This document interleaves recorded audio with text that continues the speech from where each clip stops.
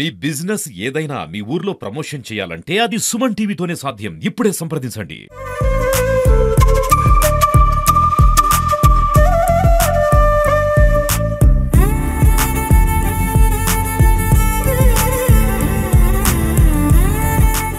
అధికారులు ఎప్పటికప్పుడు మీకు అందుబాటులో ఉంటారు.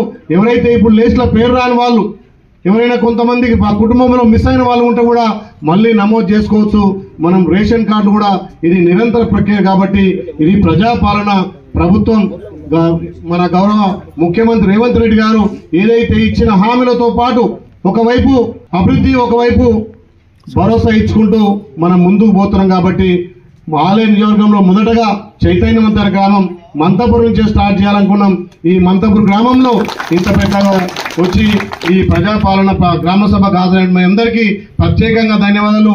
ఏ విషయంలోనైనా ఈ ప్రభుత్వం ప్రజాపాలన ద్వారా పారదర్శకంగా ఎంపిక చేసి ఏ పైరువులకు తావు లేకుండా ఎవరో ఇస్తారు లేకపోతే ఎవరో తెస్తారు అనకుండా మీ మధ్యనే మీరే ఎంపిక చేసి ఎవరైనా నిజమైన లబ్ధిదారులు ఆ రకంగా ముందుకు పోవాలనే ప్రజాపాలన లక్ష్యం. కాబట్టి నిజంగా ఈ ప్రజాపాలన ద్వారా ఈ గ్రామంలో ఇందిరమ్మిల్లు కానీ, ఇందిరమ్మ ఆత్మీయ భరోసా కానీ, ఏదైతే రైతు భరోసా కానీ, రేషన్ కార్డులు కానీ సమృద్ధిగా ప్రతి కుటుంబానికి అర్హులందరికీ అందాలనే ఉద్దేశంతో ఈ గ్రామ సభ లక్ష్యం. కాబట్టి ఈ ప్రభుత్వం రైతులకు పెద్దపీట వేసింది. గతంలో 10 సంవత్సరాలుగా ₹1,00,000 రుణమాఫీ కావాలంటే ఎన్నో ఇబ్బందులు పడ్డాం. 4 దఫాలని చెప్పారు, వడ్డీకే సగం పోయింది. కానీ మన ప్రభుత్వం ఇప్పుడు అప్పులున్నా ఎన్నో తప్పులున్నా ఒక్కొక్కటిగా సరిదిద్దుకుంటూ ఈ రాష్ట్రంలో ఒకే దఫాగా సుమారు 27 రోజుల్లో 22,000 కోట్లు 25 లక్షల మంది రైతన్నలకు 2 లక్షల రుణమాఫీ చేసినాం. అక్కడక్కడ ఇంకా మిస్ అయిన వారు కూడా తప్పకుండా రుణమాఫీ చేస్తామని చెప్పి భరోసా ఇస్తున్నాం. ఇలా నెలకు 300 కోట్లు మా అక్క చెల్లెళ్లకు ఆర్టీసీ కోసం కడుతున్నాం. చాలా మంది అంటారు ఆర్టీసీ మాకు లాభం లేదని. కానీ ఇలా మా అక్క చెల్లెళ్ళు ఊర్లకు పోవాలన్నా ఎక్కడికి పోవాలన్నా ఉచిత బస్సు ద్వారా మన ప్రభుత్వం 300 కోట్లు నెలకు కడుతున్నాం. ఇలా 40 లక్షల మంది కొత్త రేషన్ కార్డులు ఇస్తున్నాం. ఇది ప్రజాపాలన, ఇది ప్రజాప్రభుత్వం.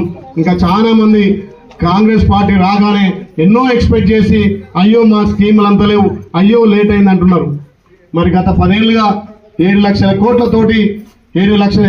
కోట్లతోటి అప్పులో ఉన్న తెలంగాణను ఒక్కొక్కటిగా సర్దిద్దుకుంటూ మనం ఇచ్చినటువంటి హామీలే కాకుండా ఇక్కడ అభివృద్ధి కార్యక్రమాలు, ప్రతి గ్రామంలో సీసీ రోడ్లు, ప్రతి గ్రామంలో డ్రైనేజు, ఎన్నో సంక్షేమ పథకాలు ఎన్నో చేసుకుంటూ ముందుకు పోతున్నాం. కాబట్టి ఈ ప్రజాపాలన ద్వారా ఈ గ్రామమే కాదు ఆలయ నియోజకంలో ఉన్నటువంటి ప్రతి పేదవాడికి ఈ ఫలాలు అందనే ఉద్దేశంతో ఈ ప్రజాపాలన గ్రామ సభ నిర్వహిస్తున్నాం. కాబట్టి ఇప్పుడు గ్రామంలో ఉన్నటువంటి అధికారులు ఒక్కొక్కరు ఒక స్కీమ్ మీద వాళ్ళు ఎక్స్ప్లెయిన్ చేస్తారు. దాంట్లో ఎవరైతే ఎలిజిబుల్ ఉన్నారో రాని వాళ్ళు మళ్ళీ చెప్పుకోవచ్చు.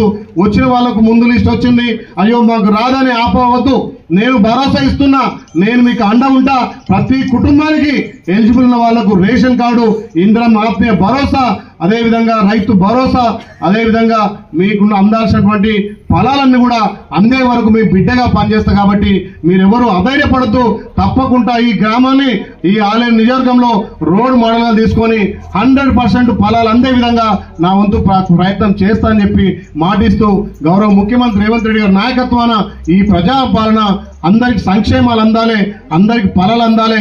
ముఖ్యంగా రైతులకు, మహిళలకు, యువకులకు పెద్దపీట వేయాలనే ఉద్దేశంతో ఈ ప్రభుత్వం మీ ప్రభుత్వం. కాబట్టి ఈ ప్రజాపాలన ద్వారా సంక్షేమాలు ఇంకా అందించడానికి మీ వంతు సహాయ సహకారం ఉండాలని తెలియజేస్తూ ఈ అవకాశం ఇచ్చినట్టు మీ అందరికీ పేరు పేరున ధన్యవాదాలు. జై హింద్.